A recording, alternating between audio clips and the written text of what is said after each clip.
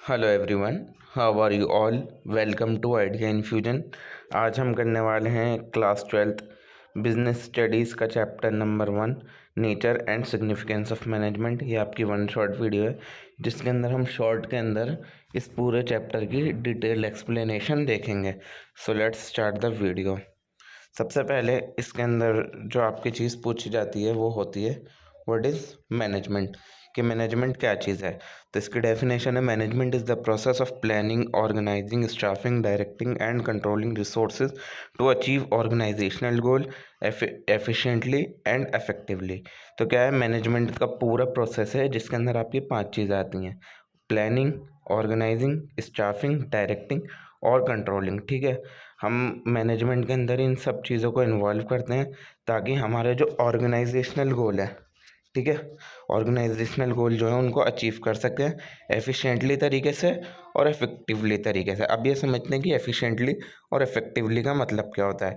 Efficiency क्या होती है? Doing task correctly with in minimum resources, यानी कि जो आपको रिसोर्सेज गिवन है उसके अंदर आपको ठीक ढंग से काम कर लेना है। यानी कि आपके पास इतना टाइम है, इतना मटेरियल है, टाइम नहीं, खैर इसके अंदर आपका मटेरियल देखा जाएगा, लेबर वगैरह देखी जाएगी, तो वही आपके रिसोर्सेज का पार्ट होंगे। तो जो आपके पास मिनिमम रिसोर्सेज हैं उससे आप अपना काम ढंग के तरीके से कर लें, ये आपकी कहलाई जाएगी एफिशिएंसी। और इफेक्टिवनेस किसे कहते हैं? अचीविंग द डिजायर्ड रिजल्ट और गोल, यानी कि जो भी आपका गोल था आपने उसको अचीव कर लिया, उसको हम बोलेंगे इफेक्टिवनेस। ठीक है, तो मैनेजमेंट समझ में आ गई। एक पूरा प्रोसेस है जिसके अंदर आपकी 5 चीज़ आती हैं: planning, organising, staffing, directing and controlling. ठीक है, हम ये सब 5 चीज़ें क्यों करते हैं? ताकि हम ऑर्गेनाइजेशनल गोल को अचीव कर सकें। और किस तरीके से कर सकें? एफिशिएंटली और इफेक्टिवली तरीके से। तो I hope what is management आपको समझ में आ गया होगा। अब चलते हैं आगे की तरफ। अब कैरेक्टरिस्टिक्स देखते हैं कि खासियतें क्या क्या है मैनेजमेंट की। तो सबसे पहले मैनेजमेंट क्या है? आपका गोल ओरिएंटेड प्रोसेस है।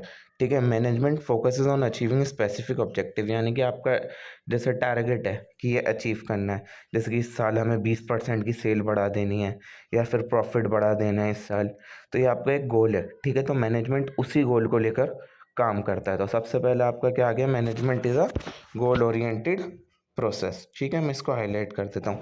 अगर आपको ये पीडीएफ चाहिए तो आप कमेंट करके बता सकते हैं, मैं एक टेलीग्राम चैनल भी बना लूँगा, उस पर अपलोड कर दूँगा। और फिर all pervasive, management is applicable to all organisation, business, hospital, school, यानी कि परवेसिव है। हमारी जो मैनेजमेंट है वो परवेसिव का मतलब होता है कि ये हर टाइप के ऑर्गेनाइजेशन के अंदर चलती है, चाहे वो भले से बिजनेस हो, हॉस्पिटल हो, स्कूल हो, हर जगह मैनेजमेंट की ज़रूरत होती है। अगर आपका मैनेजमेंट नहीं होगा किसी भी जगह तो वो पॉसिबल नहीं है कि मतलब वो ऑर्गेनाइजेशनल ठीक से रन कर पाए, चल पाए। ठीक है, तो मैनेजमेंट क्या है आपका? दूसरी चीज़ क्या आ गई? परवेसिव है। अब तीसरा आ गया कि मैनेजमेंट आपका क्या है? मल्टी डायमेंशनल है। मल्टी डायमेंशनल क्या होता है? Involve managing work, task, people and operation, यानी कि ये हर चीज़ को कंट्रोल करता है। जैसे कि टास्क, कोई भी आपको काम करना है, पीपल के अंदर क्या आ जाएंगे? एम्प्लॉयज़, जो भी आपके अंडर काम कर रहे हैं, और ऑपरेशन के अंदर प्रोसेस, यानी जो भी आप काम कर रहे हैं। ठीक है ना, मैनेजमेंट हर चीज़ की होती है, आपके काम की भी होती है, जो लोग हैं उनकी भी मैनेजमेंट होती है, और जो आपका पूरा ऑपरेशन है या फिर पूरा प्रोसेस है उसकी भी मैनेजमेंट की जाती है। तो मैनेजमेंट क्या हो गई? साथ साथ मल्टी डायमेंशनल भी हो गई। फिर फोर्थ है continuous process, management activities like planning, organising and controlling are ongoing. अब ऐसा तो है नहीं ना सिर्फ हम प्लानिंग पूरे ज़िंदगी भर में एक बार करेंगे, या फिर एक किसी चीज़ को ऑर्गेनाइज ज़िंदगी के अंदर एक बार करेंगे, या फिर कंट्रोल एक बार करेंगे। ऐसा नहीं होता, ये कंटिन्यूअस प्रोसेस होता है। जब एक बार आपकी वो चीज़ हो गई तो आपको वो दोबारा साथ में करनी ही करनी पड़ेगी। मान लीजिए आपने 1 साल का प्लान बनाया, अब आपका वो अचीव हो गया या नहीं हुआ, तो इसके हिसाब से आप अगले साल वो चीज़ दोबारा करेंगे। ठीक है ना, ऐसा नहीं होगा कि मतलब 1 साल प्लान बना लिया, अगले साल का किस साल प्लान नहीं बनाता। आपको हर साल का या फिर हर क्वार्टर का, जैसा भी आपका है, आपको प्लान बनाकर चलना ही पड़ेगा। तो एक टाइप का आपका कंटिन्यूअस प्रोसेस है जो कि आपको करना ही करना है। ठीक है, फिर फिफ्थ आ गया, ये आपका है डायनामिक फंक्शन। डायनामिक फंक्शन क्या होता है? Management adept to change business environment like economic, social and technological changes. जैसे कि आज के टाइम का हमारा एनवायरनमेंट है वो क्या होता रहता है? चेंज होता रहता है। ठीक है, कि मतलब आए दिन टेक्नोलॉजी के अंदर जैसा आप देख रहे हैं चेंज आए जा रहे हैं, एआई आ गया, इकोनॉमिक्स बहुत सारे चेंज आ रहे हैं, हर साल बजट के अंदर चेंजेस आते हैं, सोशल चेंजेस आते हैं।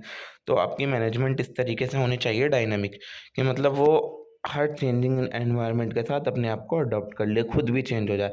अगर दुनिया आगे बढ़ रही है तो आपको भी आगे बढ़ना होगा ना। अगर आप उसी जगह पर रहते हैं तो किसी भी बिजनेस ऑर्गेनाइजेशन के लिए ये चीज़ कर पाना, अपने गोल को अचीव कर पाना उसके बाद पॉसिबल नहीं हो सकता। तो साथ साथ आपको मतलब डायनामिक फंक्शन है ये। आप बेसिकली ये समझ लिए कि चेंजिंग एनवायरनमेंट के साथ ये अपने आप को भी चेंज करता है।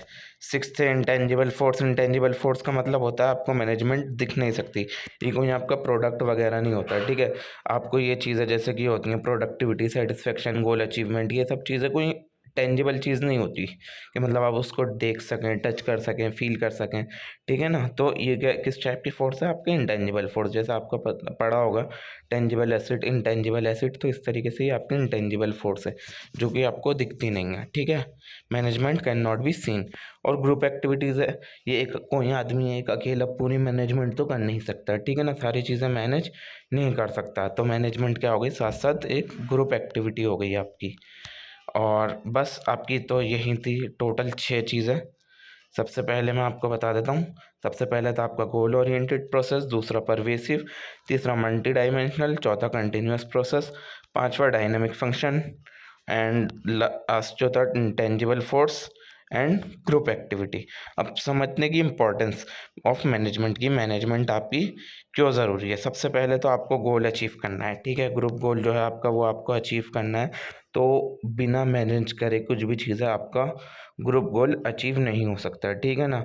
अगर आपके सारे डिपार्टमेंट मिलकर काम नहीं करेंगे, सब अपनी मर्ज़ी से अपने हिसाब से काम करेंगे, तो आपका ग्रुप गोल कभी भी अचीव नहीं हो सकता। तो मैनेजमेंट उन डिपार्टमेंट्स के बीच में, उन एम्प्लॉयज़ के बीच में और उन टास्क के बीच के अंदर मैनेजमेंट बहुत ज़्यादा क्या हो जाती है आपकी, ज़रूरी हो जाती है। तो आपका पहला पॉइंट क्या हो गया कि ग्रुप गोल अचीव करने के लिए ये इम्पॉर्टेंट है, ठीक है। एफिशिएंसी बढ़ाता है, ठीक है। अगर आपके उसके अंदर मैनेजमेंट अच्छी तरीके से हो रही है तो आपकी वेस्टेज भी कम होगी, ठीक है। और ऑर्गेनाइजेशन आपकी अच्छे तरीके से चलेगी। तो एफिशिएंसी बढ़ाने के अंदर ये मैनेजमेंट ज़रूरी होती है। और हमारे ऑर्गेनाइजेशन को एक डायनामिक ऑर्गेनाइजेशन बनाता है। जैसे कि मैंने पहले ही बताया कि टेक्नोलॉजी टाइम टू टाइम क्या हो रही है, चेंज होती जा रही है, बढ़ती जा रही है। अगर आप उस पेस को मैच नहीं करेंगे तो आप वहीं के वहीं रह जाएंगे और बाकी कंपनीज आपसे भी ग्रो होती जाएंगी। तो आपको भी मतलब उनके हिसाब से चेंज होना है। तो आपकी आपकी ऑर्गेनाइजेशन के अंदर डायनामिक कब होगी आपकी ऑर्गेनाइजेशन? अब जब आपकी एक मैनेजमेंट अच्छी होगी। तो मैनेजमेंट क्या करती है? हमारी ऑर्गेनाइजेशन को डायनामिक कर देती है, ठीक है। Ensure organisational success. अब इसका मतलब क्या है? Management ensure survival and growth by taking effective decision and motivating employ. कि मतलब मैनेजमेंट क्या इंश्योर करती है हमारी कि वो जो हमारी बिजनेस ऑर्गेनाइजेशन है वो अच्छे से सर्वाइव करे और अच्छे से ग्रोथ करे, ठीक है ना। तो वो एक तरीके से मैनेजमेंट जो है ऑर्गेनाइजेशन की सक्सेस के लिए ही काम करती है। तो management ensure survival and growth, ठीक है। Improve decision making. जब मैनेजमेंट आपकी प्रॉपर होगी तो आप अच्छे से डिसीजन ले पाएंगे। आप देख पाएंगे कि किस काम को करने में कितना ज़्यादा रिस्क है और कितना ज़्यादा प्रॉफिट है, ठीक है। तो अगर आपकी ऑर्गेनाइजेशन के अंदर मैनेजमेंट अच्छी है तो आपकी डिसीजन मेकिंग पावर भी अच्छी होगी, ठीक है। आप अच्छे से सोच पाएंगे और अच्छे से डिसीजन ले पाएंगे। छठा है promotes development of the society. Management create job. अगर मैनेजमेंट होगी तो बहुत सारी आपकी कंपनीज के अंदर जॉब निकलेगी और आपकी कंपनी का इंफ्रास्ट्रक्चर अच्छा होगा, बिल्डिंग अच्छी अच्छी बन जाएंगी और आपकी कंपनी अच्छे अच्छे प्रोडक्ट बनाएगी। तो तीनों चीज़ों के अंदर ही सोसाइटी का फ़ायदा हो रहा है। अगर आप तीनों चीज़ें ये देखो तो तीनों चीज़ें के अंदर क्या हो रहा है? सोसाइटी का फ़ायदा। सबसे पहले तो जॉब्स निकल रही हैं सोसाइटी के लिए, वो भी सोसाइटी का फ़ायदा है। इंफ्रास्ट्रक्चर अच्छा हो रहा है, नई नई बिल्डिंग बन रही है, वो भी सोसाइटी का फ़ायदा है। और गुड्स और सर्विसेज आप अच्छी प्रोवाइड कर रहे हो, वो भी सोसाइटी का फ़ायदा है। तो मैनेजमेंट के चक्कर में आपकी तीन चीज़ें हो जाती हैं। एक तो जॉब्स बन जाती हैं, इंफ्रास्ट्रक्चर अच्छा हो जाता है, गुड्स और सर्विसेज आप अच्छी प्रोवाइड करते हो। तो इसका मतलब क्या होगा? ये एक तरीके से सोसाइटी का डेवलपमेंट हो गया, ठीक है। तो ये था आपके टोटल 6 इम्पोर्टेंस। अब आगे बढ़ते हैं कि फंक्शन ऑफ मैनेजमेंट कि क्या फंक्शन होते हैं। जो हमने ऊपर 5 देखे, planning, organising, staffing, directing, controlling, वो होते क्या क्या हैं। सबसे पहले प्लानिंग समझते हैं कि प्लानिंग होता क्या है। Deciding what to do, how to do and when to do. यानी कि क्या करना है, क्यों करना है और कब करना है, ठीक है। आपका प्लानिंग के अंदर आप तीन चीज़ें सोचते हो कि व्हाट टू डू, कि क्या चीज़ करनी है और किस तरीके से करनी है और कब करनी है। तो यही तो आपकी प्लानिंग होती है, जब आप पहले से सारी चीज़ें सोच रहे हो कि ये ऐसे होना है, वो ऐसे होना है। ये सब चीज़ें आपकी किसका पार्ट होती हैं? प्लान का पार्ट होती हैं। अब इसका एक एग्जांपल देख लेते हैं। Company plan to launch a new product with 6 month. ठीक है, तो आपको कोई नया प्रोडक्ट लॉन्च करना है 6 महीने के अंदर अंदर। तो आपको ये तो हो गया, आपको पता लग गया व्हाट टू डू। अब आप देखोगे हाउ टू डू, कि मतलब किस तरीके से हम ये प्रोडक्ट लॉन्च कर सकते हैं, इसका क्या करना है, क्या नहीं करना, कैसे बनेगा, कैसे प्रमोशन करना है, और व्हेन टू डू, जैसे कि आपको टाइमिंग मिल गई कि हमें 6 महीने के अंदर अंदर करना है। तो ये सब चीज़ें आपने पहले से सोच कर रखी ना, तो ये आपका हो जाएगा प्लानिंग का पार्ट। ठीक है, फिर चलता है ऑर्गेनाइजिंग। ऑर्गेनाइजिंग क्या होता है? Arranging resources and activities to achieve goal. यानी कि आपकी ऑर्गेनाइजेशन के अंदर ही एक ही, मतलब आपकी पूरी ऑर्गेनाइजेशन है, उसके अंदर अलग अलग डिपार्टमेंट हैं, अलग अलग सबके काम हैं। तो आप उनको क्या कर रहे हो? ऑर्गेनाइज कर रहे हो, सबको साथ में लेकर चल रहे हो। ठीक है, तो सबको आप रोल बता रहे हो कि आपका ये काम है, आपका वो काम है। तो ये सब चीज़ें क्या नाम है, आप अथॉरिटी डिसाइड कर रहे हो कि पहले काम ये करेगा, वो करेगा। अगर ये ऑर्गेनाइजेशन प्रॉपर नहीं हुई तो मैनेजमेंट भी प्रॉपर नहीं होगी आपकी। तो सबसे पहले आप प्लान बनाते हो और फिर सारे डिपार्टमेंट को ऑर्गेनाइज करते हो। उसके बाद आगे चलते हैं स्टाफिंग। फिर आप देखते हो कि आपका जो प्रोडक्ट बना रहा हो उसके लिए किस टाइप के लोग आपको चाहिए, कि आपको राइट पीपल कौन चाहिए, कौन वो ठीक लोग होंगे। जब वो आप देख लोगे कि ये ठीक लोग हैं, इनकी क्वालिफिकेशन है हमारी कंपनी के हिसाब से, तो आप उन्हें ट्रेन करोगे, आप उन्हें बताओगे कि हमारी कंपनी के अंदर प्रोडक्ट किस तरीके से बनते हैं और क्या नाम है। फिर जब आप उनकी ट्रेनिंग दे चुके होगे, फिर आप उनको पोजीशन दे दो कि आपकी ये पोजीशन है, आपको ये प्रोडक्ट, मतलब आपका ये काम है, आपको ये करना है। ठीक है, सबको आप बता देंगे, वो आपके स्टाफिंग का काम होगा। ठीक है, और हमें इसके अंदर ये इंश्योर करना होता है जो हमारे ऑर्गेनाइजेशन के अंदर एम्प्लॉयज़ हैं वो सारे स्किल्ड हों और कॉम्पिटेंट हो। स्किल्ड यानी उनके अंदर अच्छी स्किल्ड हो, और कॉम्पिटेंट यानी कि आगे बढ़ने वाले लोग हों हमारे स्टाफिंग के अंदर। ठीक है, स्टाफ के अंदर, सॉरी। अब आता है डायरेक्टिंग। डायरेक्टिंग के अंदर आपकी चीज़ें आती हैं, जो आपके एम्प्लॉयज़ हैं उनको गाइड करना, उनको सुपरवाइज़ करना और उनको मोटिवेट करना, ताकि वो अपने टास्क अच्छे से करें। ठीक है, ये आपका होगा किसका पार्ट? डायरेक्टिंग का पार्ट। ठीक है, इसके अंदर आपकी 3 चीज़ आती हैं, कि एक लीडरशिप हो गई, कोई एक लीडर बन गया, वो सबको समझा रहा है कि आपको ये करना है, वो करना है। कम्युनिकेशन यानी समझाना ही आपका कम्युनिकेशन का पार्ट होगा, और अपने एम्प्लॉयज़ को मोटिवेट करना कि अगर आप इतना काम करोगे तो आपको बोनस मिलेगा, सैलरी मिलेगा, या फिर एम्प्लॉय ऑफ द ईयर का अवार्ड मिलेगा। आप उनको क्या कर रहे हो? मोटिवेट कर रहा हो। तो ये आपका होगा डायरेक्टिंग का पार्ट। अब फिर आपका आता है फिफ्थ लास्ट, कंट्रोलिंग, यानी कि monitoring and evaluating perform against plan goal. आपने शुरू में याद करिए, सबसे पहले क्या करा था? प्लान बनाया था कि हाँ भाई हाँ, कि हमें 6 महीने के अंदर एक नया प्रोडक्ट बनाना है। फिर आपने उसके लिए कंपनी ऑर्गेनाइज करी, फिर आपने उसके लिए स्टाफ को हायर करा, फिर उसमें आपने उसके बाद डायरेक्टिंग करी, उनको मोटिवेट करा। अब आप देखेंगे कि अब आपका रिजल्ट आ गया कि ये है, अब आपने जो इतना कमाए, आपका इतना प्रॉफिट था, आपकी कंपनी इतनी ग्रो हुई। तो आप इसको कंपेयर करोगे कि शुरू के अंदर जो आपने यहाँ पर जो गोल डिसाइड करा था, ठीक है, कि ये जो आपने जितना कमाया, क्या वो और ये इक्वल हैं या फिर नहीं है? अगर ये कम है तो इसका रीज़न क्या है, और अगर ये ज़्यादा है तो हमें क्या करना है? ठीक है, तो मतलब आपको कंपेयर करना है बेसिकली किस चीज़ को, जो आपने स्टार्ट में प्लान बनाया था और जो आपका लास्ट में रिजल्ट आया, इन दोनों को आपको क्या करना पड़ेगा? कंपेयर करना पड़ेगा। ठीक है, ये आपका होगा कंट्रोलिंग का पार्ट। अब आगे चलते हैं। अब लेवल ऑफ मैनेजमेंट देखते हैं। ठीक है, इसके अंदर आपके 3 लेवल होते हैं। सबसे ऊपर आता है टॉप, फिर उसके नीचे मिडल, उसके नीचे लोअर। ठीक है, ये 3 टाइप की आपकी मैनेजमेंट होती हैं, top, middle and lower. Top level management के अंदर आपके कौन आते हैं? जो आपकी कंपनी के डायरेक्टर हैं, सीईओज़ हैं, एमडीज़ हैं, ये सब आते हैं आपके टॉप लेवल मैनेजमेंट के अंदर। इनकी रिस्पॉन्सिबिलिटी क्या होती है? यही लोग होते हैं जो हमारी ऑर्गेनाइजेशनल गोल डिसाइड करते हैं। ठीक है, कि मतलब कि हमें क्या अचीव करना है, किस तरीके से करना है, यही लोग ये चीज़ डिसाइड करते हैं, और यही लोग उसके लिए स्ट्रेटजीज़ बनाते हैं, और यही देखते हैं कि मतलब इंश्योर करते हैं कि हमारी ऑर्गेनाइजेशन किस तरीके से सक्सेसफुल होगी। अब टॉप लेवल के बाद आती है हमारी मिडल लेवल। इसके अंदर कौन कौन लोग होते हैं? डिपार्टमेंटल हेड होते हैं, डिविजनल मैनेजर्स होते हैं। इनकी रिस्पॉन्सिबिलिटी क्या होती है? जो ऊपर वाले टॉप मैनेजमेंट में हमने देखा था, इन्होंने क्या बनाई थी? स्ट्रेटजीज़ बनाई थी, गोल्स बनाए थे। इनकी रिस्पॉन्सिबिलिटी होती है जो टॉप मैनेजमेंट ने रिस्पॉन्सिबिलिटी बनाई थी या फिर पॉलिसीज़ वगैरह बनाई थी, उनको इम्प्लीमेंट करना हमारी ऑर्गेनाइजेशन के अंदर। तो ये एक तरीके से जो लोअर लेवल होता है और जो टॉप लेवल होता है, उन दोनों को कौन कनेक्ट करता है? हमारा मिडल लेवल। तो ये मेन होता है इन लोगों का काम, ये होता है हमारे मिडल लेवल मैनेजमेंट। ठीक है, ये ऊपर से पॉलिसीज बनाकर इन्हें देते हैं, ये उसको इम्प्लीमेंट करते हैं और ये उनके लिए नीचे काम करते हैं। ठीक है, अब चलते हैं लोअर लेवल मैनेजमेंट। इसके अंदर सारे आ जाएंगे आपके जो सुपरवाइजर, फोरमैन, ऑपरेशनल मैनेजर, ये सब लोग आ जाएंगे। ये डे टू डे एक्टिविटीज़ जो होती हैं बिजनेस की वो संभालते हैं, और जो वर्कर्स काम कर रहे हैं आपके पास उनको डेली मोटिवेट करते हैं। तो आई होप ये आपको समझ में आ गया होगा। अब चलते हैं आगे की तरफ। अब मैनेजमेंट आपकी एक साइंस भी है, आर्ट भी है और प्रोफेशन भी है। अब मैनेजमेंट आपकी साइंस किस तरीके से है, ठीक है, जैसे साइंस के अंदर एक हर चीज़ की सिस्टमेटिक नॉलेज होती है, यूनिवर्सल प्रिंसिपल होते हैं, ऐसे ही मैनेजमेंट के अंदर भी आपकी सिस्टमेटिक नॉलेज है और यूनिवर्सल प्रिंसिपल हैं। जैसे कि आपके साइंस के अंदर होता है लॉ ऑफ मोशन, ये सब चीज़ें। ठीक है, लॉ ऑफ मोशन हो गया आपका, वो आपका कभी भी चेंज नहीं हो सकता है, या कभी भी चेंज नहीं होगा। इस तरीके से आपके जो मेथड है कि सबसे पहले प्लानिंग, फिर ऑर्गेनाइजिंग, फिर डायरेक्टिंग, कंट्रोलिंग, वो सॉरी स्टाफिंग, फिर डायरेक्टिंग, फिर कंट्रोलिंग, ये भी आपका लास्ट से चलेगा। ऐसा नहीं है कि आपने पहले कंट्रोलिंग कर दी फिर बाद में प्लान कर रहा हो, आप इस तरीके से नहीं कर सकते।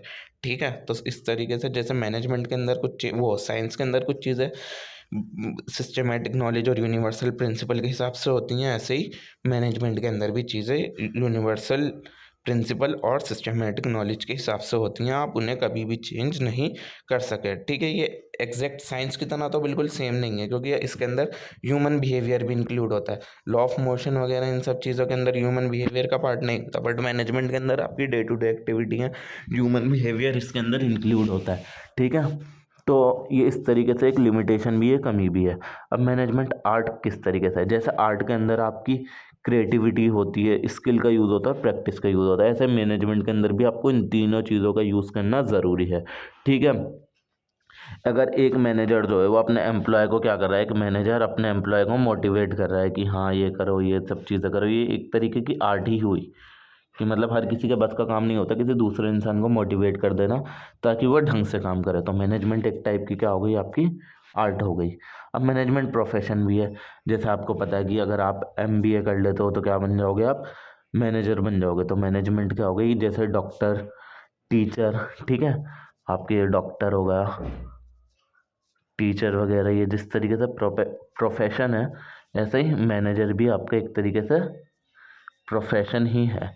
ठीक है, ये मैं इस पर ही टाइप करता हूँ अपने मोबाइल पर, तो मेरी राइटिंग इसके ऊपर कुछ ठीक नहीं आ पाती, मुझे फिंगर से ही टाइप करना पड़ता है, वो सॉरी लिखना पड़ता है, तो इसके लिए मैं माफ़ी चाहूँगा। बाकी I will try to do something better. ठीक है, तो ये पूरी तरीके से एक तरीके से प्रोफेशन भी नहीं है, क्योंकि जैसे डॉक्टर वगैरह के लिए, टीचर वगैरह के लिए स्ट्रिक्ट रेगुलेशन होती हैं, ऐसे ही मैनेजर के लिए कोई स्ट्रिक्ट रेगुलेशन नहीं होती। बस इस वजह से ये इसकी एक लिमिटेशन आ जाती है, बाकी ये पूरा प्रोफेशन ही है। अब आगे चलते हैं। अब लास्ट जो चीज़ आती है आपकी वो है आपका कोऑर्डिनेशन। ये आपकी एसेंस ऑफ मैनेजमेंट है, यानी कि ये मैनेजमेंट के लिए बहुत ज़्यादा बहुत ज़्यादा ज़रूरी है। ठीक है, तो coordination is the essence of management. Coordination क्या होता है, coordination is the integration of the effort across all level of function, all level and function to ensure harmony. यानी कि अब हर डिपार्टमेंट का आदमी अपनी तरफ से फुल एफर्ट डाल रहा है। ठीक है ना, हर लेवल का आदमी। देखो, अब एक ऑर्गेनाइजेशन है, अलग डिपार्टमेंट है, उसके अंदर अलग अलग लेवल हैं, टॉप, मिडल, लोअर। अब ये हर जो है ना, हर इंसान अपनी तरफ से क्या पुट कर रहा है, इसके अंदर एफर्ट्स पुट कर रहा है। ठीक है, अब हर इंसान अपनी तरफ से एफर्ट्स पुट कर रहा है, तो आप इन सब के एफर्ट्स को मतलब ध्यान में रखते हुए इनका इंटीग्रेशन करें, ताकि आपके वहाँ क्या रहा है, हारमनी रहे, पीस रहे। ठीक है ना, ये आपका क्या कहलाया जाता है, कोऑर्डिनेशन कहलाया जाता है। फीचर्स यानी खासियतें क्या क्या आ गई कोऑर्डिनेशन की, सबसे पहले ग्रुप एफर्ट। ठीक है, सारे जितने भी लोग हैं आपके अलग अलग डिपार्टमेंट के, अलग अलग मैनेजमेंट लेवल के, ठीक है, उनके एफर्ट्स को क्या करना, इंटीग्रेट करना, मिलाना, ये आपका एक मेन फीचर है। और इंश्योर यूनिटी, कि सब में एकता बनी रहे, सब एक बनकर काम करें, इससे भी आपकी ऑर्गेनाइजेशन के अंदर हार्मोनाइज रहेगा, यानी कि शांति रहेगी। कॉन्टिन्यूस प्रोसेस, जिस तरीके से मैनेजमेंट एक कॉन्टिन्यूस प्रोसेस है, बार बार करना ज़रूरी है, हर बार होता है, इस तरीके से कोऑर्डिनेशन भी क्या है, आपका एक कॉन्टिन्यूस प्रोसेस। ये एक बार करके आप नहीं बैठ सकते, आपको ये भी बार बार करना ही पड़ेगा मैनेजमेंट। ठीक है, अब ये परवेसिव फंक्शन है, जैसे वो हर लेवल पर ज़रूरी होता है मैनेजमेंट, इस तरीके से कोऑर्डिनेशन भी आपका हर लेवल पर बहुत ज़्यादा इंपॉर्टेंट रोल प्ले करता है। अब इम्पोर्टेंस देखते हैं, ये क्या करता है, इंश्योर करता है एफिशिएंट यूज़ ऑफ रिसोर्सेज, यानी कि आपके पास जितने भी रिसोर्सेज हैं वो पूरी के पूरी तरीके से इस्तेमाल हो जाएं। और प्रमोट ऑर्गेनाइजेशनल सक्सेस, यानी कि आपका ऑर्गेनाइजेशन अच्छी तरीके से ग्रो हो और आपके जो अलग अलग डिपार्टमेंट के अंदर कॉन्फ्लिक्ट रहते हैं यानी लड़ाई झगड़े रहते हैं वो ना हो। तो यही हो गई आपकी इम्पोर्टेंस ऑफ कोऑर्डिनेशन। तो 20 से 22 मिनट के अंदर हमने ये आई थिंक कंप्लीट कर लिया है चैप्टर आपका वन शॉट के अंदर। आई डोंट थिंक कि इससे भी कम टाइम में आपको कोई पूरा चैप्टर समझा पाए। तो बस यही था आज के लिए, मिलता हूँ आपसे अगली वीडियो में। अगर आपको जो भी चैप्टर समझना है आप नीचे कमेंट सेक्शन में बता सकते हैं। अगर आपको इस वीडियो की इस पीडीएफ की इसकी पीडीएफ चाहिए जो मैंने वीडियो के अंदर समझाया, तो मैं आपको टेलीग्राम पर अवेलेबल करा दूंगा। आप उसके लिए भी कमेंट सेक्शन में बता सकते हैं। और अगर वीडियो पसंद आई हो तो वीडियो को लाइक करें और चैनल को ज़रूर ज़रूर ज़रूर सब्सक्राइब करें, ताकि मुझे भी फ़ायदा हो, क्योंकि मैं भी आप लोगों के लिए मेहनत कर रहा हूँ, समझा रहा हूँ, तो मैं भी तो कुछ डिज़र्व करता हूँ। और अपने फ्रेंड्स के साथ जिसको आपको लगता है ये ज़रूरी है शेयर करें। और मुझे बताएं अगर आपको किसी का इंपॉर्टेंट क्वेश्चन चाहिए या फिर जो भी आपको आपसे पढ़ाई आपकी पढ़ाई से रिलेटेड इशू है, आप प्लीज़ मुझे बताएं। और मैं आपसे मिलता हूँ तब तक अगली वीडियो में। तब तक के लिए गुड बाय, थैंक यू।